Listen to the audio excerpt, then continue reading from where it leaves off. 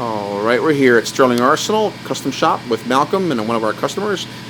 Tell us about this interesting pistol we have here, Malcolm. Okay, this is a 1935 Beretta.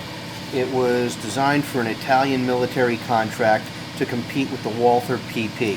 The 1934 model was in .380, but they wanted the .32 ACP because that was a standard cartridge for them.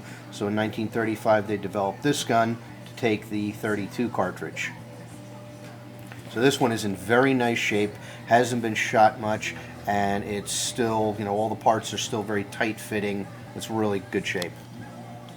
So to disassemble this, first thing as always, you remove the magazine and then clear it, make sure the gun's empty. Once you determine that, this lever, you rotate it down till it covers up the red dot. And then you push the slide back and you'll notice that it locks up into the slide. That locks the pistol open.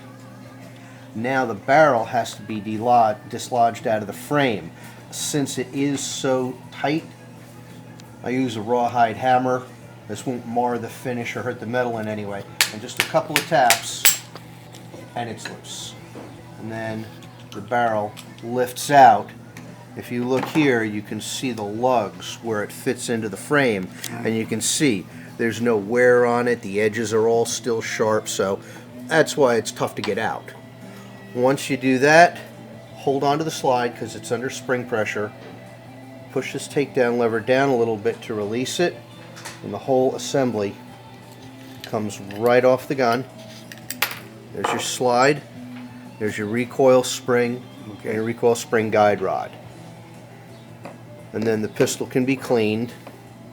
You'll clean your barrel, clean your slide, clean the chamber face in here, clean along the rails, around the muzzle where you get carbon buildup. Down in the frame here, you'll get some carbon, so clean down to the magazine well. Okay.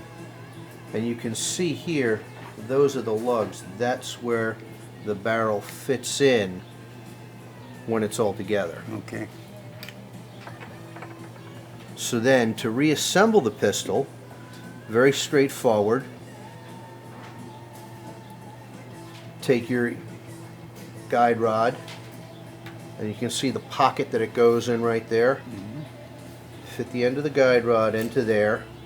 Get your spring set in there, and you can see how the spring activates the lever. Once you do that, put the slide, start it back on the rails, and then make sure the front end of the recoil spring goes into the pocket here that's designed to ride in. Once you got it in like that, you push your slide all the way to the rear. Now it's got a spring tension on it. You see how it pops up into there? Take your barrel, put it back into the slide. Once you got it in there, slide it forward. And it drops down, and now it's got to go forward to lock up. So that pushes it forward, and now it's back in place, and now you can. Okay, great. Now she's ready to go. All right, I appreciate it. Sure, no problem. Thank you, Malcolm. You enjoy this thing. Yeah. I never have to worry about one of these again. You probably never see another one. You know what?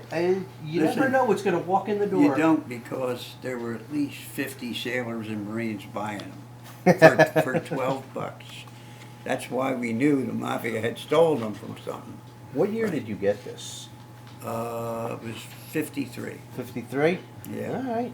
Yeah, well, this serial number range was made between 35 and 57.